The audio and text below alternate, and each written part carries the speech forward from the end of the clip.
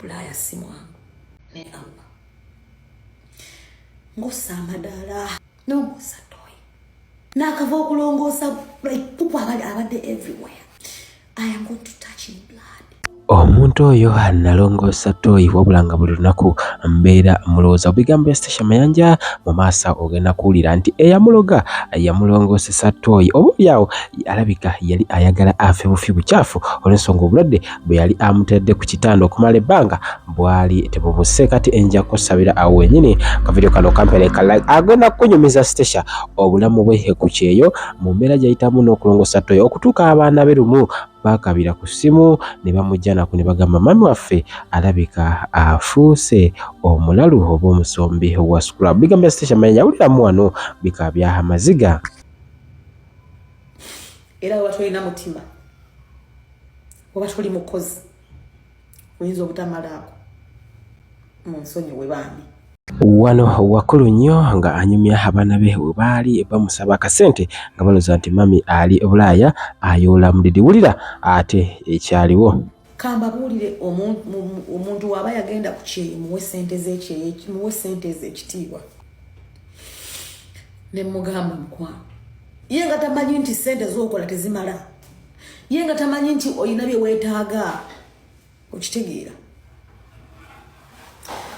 Mwige okuwa ssente z'abankuba kyeyo ekitiibwa. Bigambo bya Stacey Mayanja kati nja kutumirako buli muntu yenna ng'otulaba wano Kwanda Boy nga olikinga video bweziti nga ate obeerako okulaba nga video zonna zetulaba obeerako ng'oli bweru bwa ggwanga atubuzako mu mbeera ey'enjalo. Video no nkulu nnyo era kimanyi gyena ggwera eyo ajja kuba oyizeemu. Stacey Mayanja obulamu bwe nga ali ebweru w'eggwanga nti olunaku lumu abaana be bamugamba mami komawo mami komawo toyinza kulongoosa toyi. Yali top superstar nkubuulira nti wetuba nga twali twadde ne ba star Stacey Mayanja tosobola mubuusa mu bantu 100 abaali babaddewo ne bakikuba ne bakikubira ddala. Stacey Mayanja bw'ati akyanyumya olugendo lwe ng'ali e Bulaaya.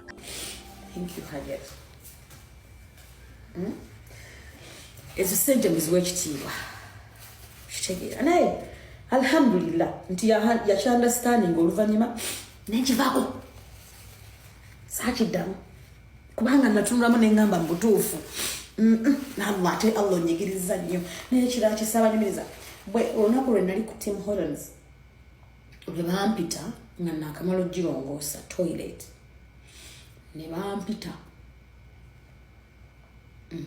manager n'apita nga waliwo ekitaba blood ekitaba natunula awasembayo wano wakulu nnyo wabula nga abajjalo airport pickup bano bakugamba basobola okusabaza okuva ku kisaawe Entebbe ne bakutwala mu bitundu by'eggwanga ebyenjawulo bakubireko okumanya ebisinga. Emboozi eno wano ewasembayo wakulu nnyo owuliramu Stacey Mayanja kati nnyo ompa endowooza yo wansi awo mu comment section.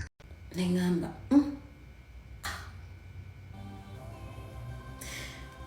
nze gw'ossizza amadaala up to this ogutali nti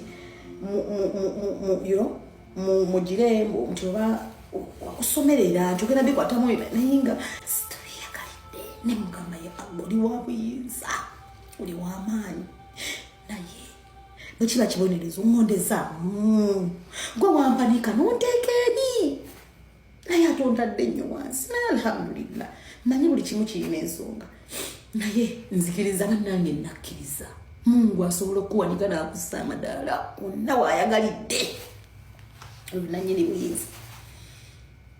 olunannyini buyinza so toggwangamu maanyi era toggwamu ssuubi. There's a scenario gyesigenda kuleka beerabira banyumiza eno obucupa bw'amazzi owa soda empties bazizaayo tebabusuula kakati ezo ennyumba zenalongoosa za Airbnb balekangawo obucupa nga bungi nga bali zimane nasanga najja ti tabisuula abikuŋŋaanya kuba bino bw'obigula bakuggyako ne ssente ez'obwo obucupa recycling kati obudomola bw'amata biki kakati nabikuŋŋaanyanga nga biwera nga mbikuba mu mmotoka ne tugenda kati lumu naye nange omwana ye mwana nagenda ngo bitwalayo ku bottle depot ngofunayo munanga ngofunayo akasente oba amafuta oba kana akagula emmere ewaka Gamenzi sizanyisa sente.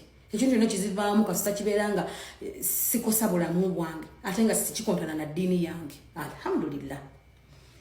Muwala wange n'andaba nga ngenda ntwala ebicupa. Waba wakyafu nnyo gye tubitwala. N'antunuulira n'angamba, mami, what are you doing? N'angamba, mami, what is that? Kati nze ne mugamba nga ndi excited. Okitegeera? Kati nze namugamba ndi excited ne mugamba munnange mami omanyi. Okimanyi nti munnange eno. Ne mugamba okimanyi mami eno bannange mumpa obumuli. Timba na mitima mibi mungabira obuntu. Mariam is so pretty. Ate mutandika kuwanira muntu kugundi yange bambi. Temukigeza nja kuva kula ivunza. Yesh. Namute mumpa obumuli. Thank you. Thank you. Munange nga mwalanga ngamba kati nyako so excited nga munyumiza ne mugamba nti munango kimanyo nti basula bucupa olawa bucupa bw'amazzi bwe tusula bikibe tugula mama tobudomola biki nti mami tebabusula obukunganya ne nobuleta nokola kine bakuwamu sente. Mumanyi mwalange kiyategeera omanyi wa Uganda tulina aba scrap it is so emotional tulina aba scrap abalunda scrap yangamba naye mami lwaki tokomawo otuse n'okulonda ebicupa kubanga onoonyeza ffe sente mami nga that life is not good there. It broke my heart. Navaawo ne ku ssimu n'abalala ne bajja ne bakaaba nga bawulira bubi ne bagamba, guys, don't cry, this is money. Naye ndowooza nga balabamu mami waabwe eyali akola ki eyali serebu eyali ng'ate kati ali ku bicupa bannange batimo.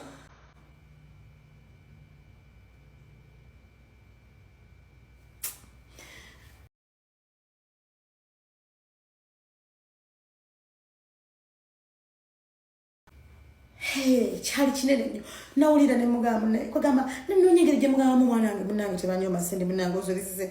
It was so touching. It is such them mbabuulira kyanuma nnyo kubanga nze nali ngamba mami nedda olwokubanga otunoonyeza ekyokulya. Mina shaitani rajim bisimillahi rahmani rahim alhamdulillah rabbil alamin. Nze Ajimiti omusomi w'ekitabo era omusomi w'edduwa nkozesa kyoto kino ekyoto kino kiba kitagombolola lwaleero ku kyoto kuno kunyambira abantu bange buli muntu yenna alina ekizibu kye ojja ku kyoto kino n'osula akabaani nenkusabira buli alina ekizibu naddala mu abali e Bulaaya nompereza amannya naye nga sula mu kyoto kino nenkusembera edduwa nenkujjako ebizibu n'ebiba bikusumbuye walemererwa mirimu ki ddala mu abali e Bulaaya abali mu nsi muno mu Uganda abalemeddwa okufuna visa nantegeeza eri abaana Adamu enkozesa nkofu ku kyoto kuno bamala okusindika enkofu eyo negenda ebanja amabanja ge babanjiza gonna gwe yalema okufuna okuweebwa Ajimiti nkozesa amazzi ku nnyanja kuno kumulengera ku mazzi wano Ajimiti nga mwenyimidde olwaleero ngokumasira abaana Adamu bompereza ebiwandiiko byonna bye bompereza ng'oli e Bulaaya mbikwata nembizinga ne muwandiika kapapula nembisula mu nnyanja nensaba Allah gwensinza asumulule ebyo bye babikulemeredde awa visa agifuna alemeddwa okufuna omusajja omulungi amufuna nsangibwa ku namba 07528871515.